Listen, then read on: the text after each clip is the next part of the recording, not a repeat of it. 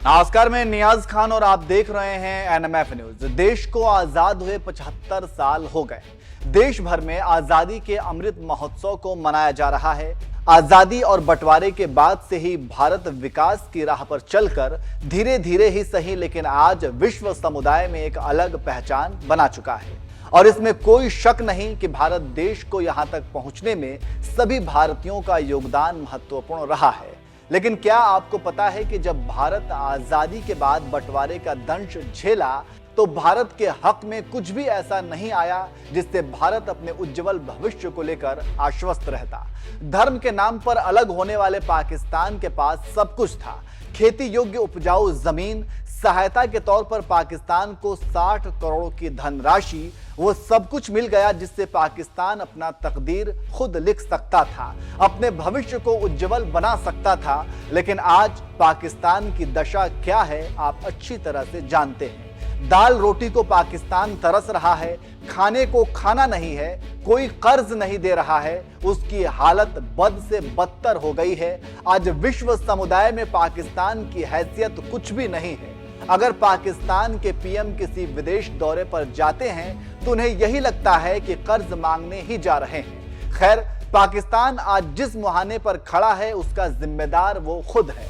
वहीं भारत की बात की जाए तो बंटवारे के बाद भारत को खेती योग्य जमीन नहीं मिली, सारा जमीन पाकिस्तान के पास चला गया। ऐसे में लोग यही सोचते थे कि हिंदुस्तान अपने लोगों को खिला नहीं पाएगा। लेकिन आज भारत तरक्की के किस मुहाने पर खड़ा है आप अच्छी तरह देख रहे हैं। इसी बंटवारे के वक्त का जिक्र करते हुए राष्ट्रीय सुरक्षा सलाहकार अजीत डोभाल ने भी बहुत बड़ी बात कह दी है। उन्होंने कहा कि हिंदुस्तान के विभाजन के समय पाकिस्तान के पास 22 मिलियन हेक्टेयर कृषि योग्य भूमि चली गई। यह भारत का वो भाग था जहां सबसे ज्यादा अनाज पैदा होता था। इसके बाद कई लोगों का मानना था कि देश की 35 करोड़ की जनता के लिए अन्न पैदा नहीं हो पाएगा। लेकिन आज हमारे पास खदान 315 मिलियन टन हो गया है। अजीत डोभाल ने क्या कुछ कहा, आइए आपको पूरा सुना देते हैं। उस समय भारत के 70 मिलियन हेक्टेयर कृषि भूमि में से 22 मिलियन हेक्टेयर भूमि पाकिस्तान में थी। ये भारत का वो भाग था जिसे हम ग्रेनरी ऑफ इंडिया कहते हैं, जहां सबसे अधिक मात्रा में अनाज पैदा होता था। और कई लोगों का यह अनुमान था कि इसके बाद ईस्ट के अंदर से चावल की खेती और वेस्ट के अंदर में जो गेहूं की खेती, इसके जाने से भारत की एक 35 करोड़ की जनसंख्या के लिए शायद इस देश में अन्न पर्याप्त नहीं है।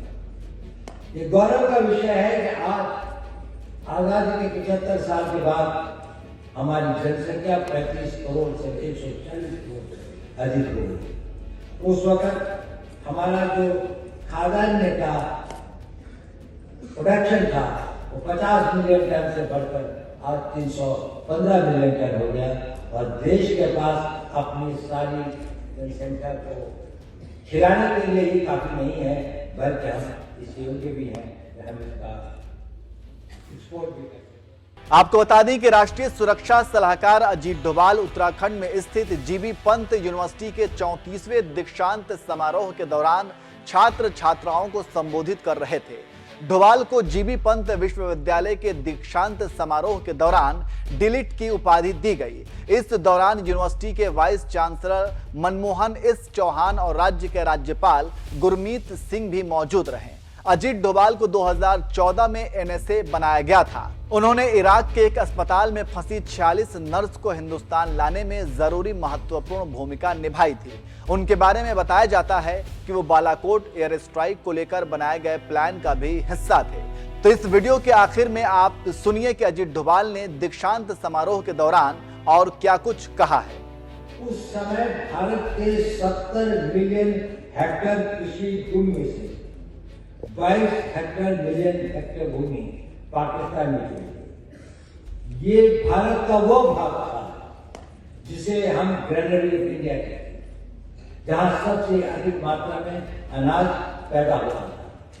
और कई लोगों का यह अनुमान था कि इसके बाद ईस्ट के अंदर से चावल की खेती और वेस्ट के अंदर में जो गेहूं की खेती, इसके जाने से भारत की एक 35 करोड़ की जनसंख्या के लिए शायद इस देश में अन्न पर्याप्त नहीं होगा।